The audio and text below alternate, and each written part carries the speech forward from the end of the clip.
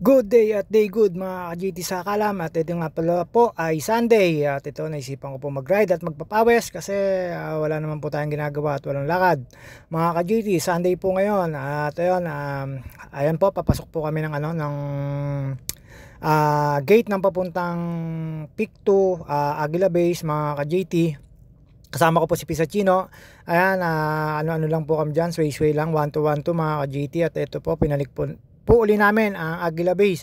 At syempre, as buhay single, at shoutout nga pala kay Rosel Manzano at kay Mrs. Kong TV. At ayun po, nakita niyo po yung mga bike ko konti po, at siguro marami po estudyante na gumamit ng bike na inaano dyan sa UP. At ayan po mga ka-GT, dire-diretso lang po tayo dyan, papanig lang po tayo, may kusmikos lang po tayo dyan. At alam niyo naman po, every Sunday, hindi ako magbabike, at yan po yung regular kong ginagawa na panayang papawis ko, lalo pag wala po tayong drive at walang lakad mga ka-GT. At ayan, papanik po kami dyan, tapos mag-stop po kami dyan sa may gate at magre-register po, papanik po ng Aguila Base.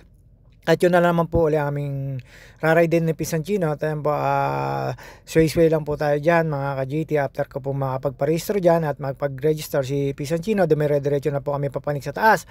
At syempre, hindi naman po maaaring hindi magpapakita ang bida mga ka-GT. At ayan po, pumapanik na po kami yan. Hindi ko po alam kung ilang kilometro yan, basta yan, ping na ping po ako dyan. Tapos mamsi po ako dyan mga ka-GT. At ayan, dumaan na po kami sa flat tracks. Tapos ayan, medyo maganit-ganit po yung ahon na yan. Pero sulit naman po yan pag natapos nyo po yung Aguila Base na yan, at hindi na po kayo makakapunta sa Pictou kasi walking lang po talaga doon. Mga nagma-mountain climbing lang po talaga nakakarating doon, at hindi po kayo makakarating ng Station 30 mga ka-GT kung hindi kayo maglalakad. Basta kami hanggang Aguila Base lang. Hindi ko po alam kung anong station po yun. Basta pagdating po na Aguila Base, meron po mga daang tao doon, tapos medyo maputi kasi syempre nag-uulan mga GT.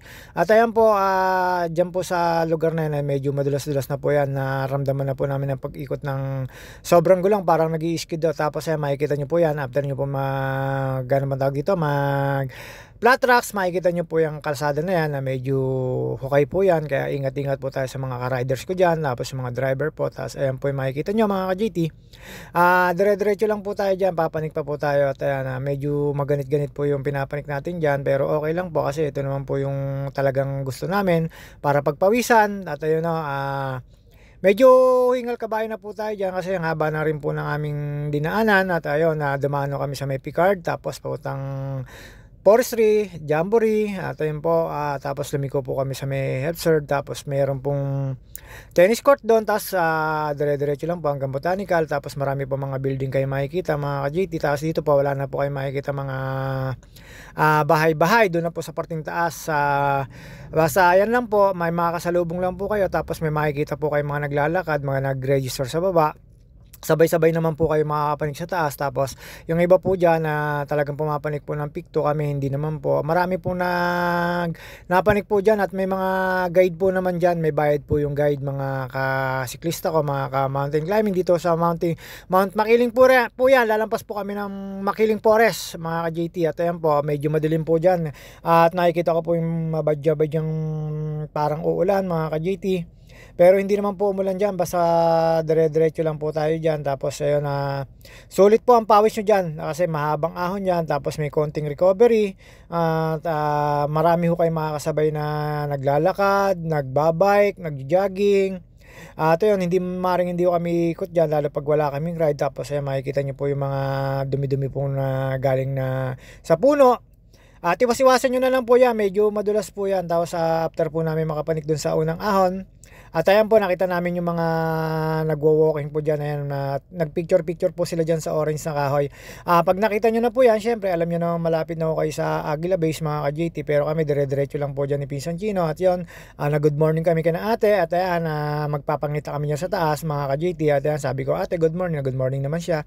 Medyo sinabi niya po, pag di niya na kaya, bababa siya pag papunta na ho sila ng Pictou. At ayan, wala naman po kayong kakaano ang kalsada rito, basta straight ahead lang po kayo mga ka-GT. Ang dead end po nitong kalsada na to ay Aguila Base. At pagkatapos nyo po ng Aguila Base mga ka-GT, makikita nyo po yung sinasabi ko sa inyo ng papanek ng Peak 2 at yun, maraming limatic tapos maputik kasi nag-uulan mga ka-GT. Sa mga lahat na nakakapanik dito, alam naman po nila yan na mga napanik po dito na mga vlogger, alam naman po nila yung kalsada na yan na after po ng sementado na yan, mga ka-bikers ko, ay kakanan na po kayo sa maputik na kalsada. At ayan po sinasabi ko sa inyo. At ito na po kami mga ka-JT. At ayan po, tumigil lang po kami dito mga JT. Tapos syempre nandito na kami sa sinasabi ko po sa inyo. At ayun, tuturo ko po sa inyo yung kalsada na papaningin po ng mga papanik po ng bundok. Yung mga iba po dyan nag-i-stay po dyan, kumakain lang po dyan sa Aguila Base, tapos papanik na po dyan. Yan sa pinupuntahan ko pong yan. Yan po yung papanik po ng Peak 2 mga ka-JT. Ayan po yung dead end na sinasabi ko sa inyo. Ayan, papanik po kayo dyan mga ka-JT. At syempre yung iba po alasanay na po dyan. Ayan po yung dead end na kalsada. At after ko po dyan pumanik dyan, meron po ako nakitang musang. Hindi ko alam kung musang po talaga, pero parang pusa na po siya, parang crossbreed na siya mga ka-JT. At yun po, siguro nagutom po yung musang kaya po bumaba dyan sa karamihan ng tao. Dalawa po sila, nakita ko pa, tapos tinahulan po ng mga aso mga ka-JT. At yun, kinunan ko po ng video dun sa kanilang pinagpanikan mga ka-JT. Nasa buko lang po siya, hindi siya makababa kasi gawa nung mga aso. At ito po yung tambayan, dyan na po kayo kakain, tapos kumain po ako ng turon dyan tsaka ng buko mga ka-JT. At pagkakuha ko po ng turon, syempre si kuya, regular customer kami dyan kaya kilala na kami. At ayun, nagpabaka ko ng buko at sabi ko malauhugin lang at alam naman niya. Tapos pumunta ako sa pestuhan namin ni Pisan Chino mga ka-JT. At ayun, tapos po noon kinuha ko po yung buko dyan. At ayun, nakatambay na po si Pisan Chino dyan, pero syempre basa-basa mga ka-JT kasi nag-uulan. At habang nakatambay po kami dyan mga ka-JT, kaya ipagkwentuhan kami sa mga papanik. Yan po yung talaga yung stopover nila para kumain kasi medyo malayo pa po yan. 2 to 3 hours pa po yung paniki na yan mga ka-JT. Ayan, Aguila Base po talaga, may tuwing second week ata o first week ang palitan po ng mga tindahan dyan. At ito po, ayan po yung buko na ininom ko mga ka-JT. At lalapit po sa inyo yung mga aso, syempre minsan gutom pa at napapakain.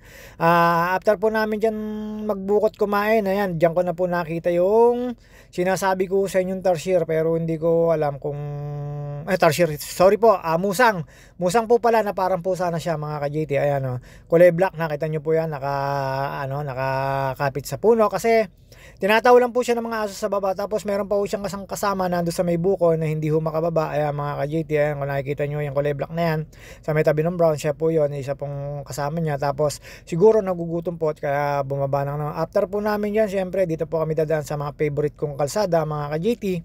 Palabas na po kami ng UP at ayan, sa may Oblation, tapos dumiretso po kami sa may simbahan mga ka-JT. At ito po, see you on my next vlog. Salamat po sa mga nanonood na nagpapalo sa akin. Follow nyo pa po ako at panoodin nyo pa po ako. Maraming salamat po sa inyo lahat.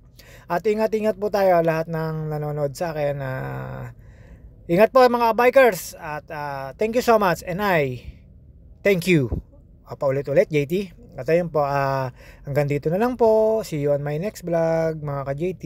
Dumaan lang po kami sa Centris dito ni Pinsan Chino. At ayun po, medyo marami rin po nagsimba. Tapos meron po akong drive after ko po nitong matapos sa ride ko. At ako'y magmamaneho